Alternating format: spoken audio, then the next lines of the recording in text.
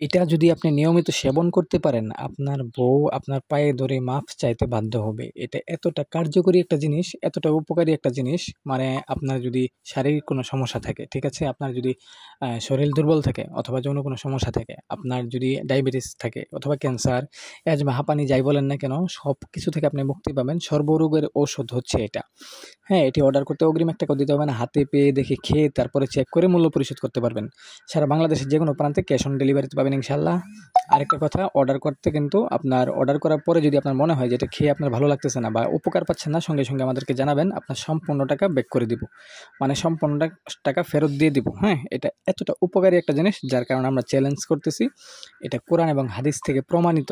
আরেকটা কথা, কেউ কিন্তু সরাসরি মানে কল দিবেন না। কল না দিলে ভালো হয়, কারণ আমাদেরকে অনেকে মেসেজ করে, তো যার কারণে যদি কল দেন তাহলে দেখা যায় তাদেরকে মেসেজ করতে সমস্যা হয়। এজন্য স্ক্রিনে দেওয়া নাম্বারে হোয়াটসঅ্যাপ আছে, এই হোয়াটসঅ্যাপে সবাই যোগাযোগ করবেন কষ্ট করে।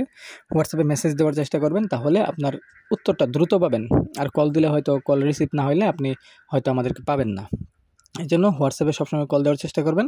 ইনশাআল্লাহ আপনার বাসায় পৌঁছে যাবে। এটা কিন্তু অনেক উপকারী একটা জিনিস। এখানে কি, কি আছে উপাদান: কালো জিরা, রসুন, মধু, ইরানি সুপার নেগিন, জাফরান, মেথি এবং হালকা এই খেজুরের মানে আছে, হ্যাঁ? গুঁড়ো, যেগুলো খেজুর, শুকনা খেজুরের গুঁড়ো দেওয়া আছে।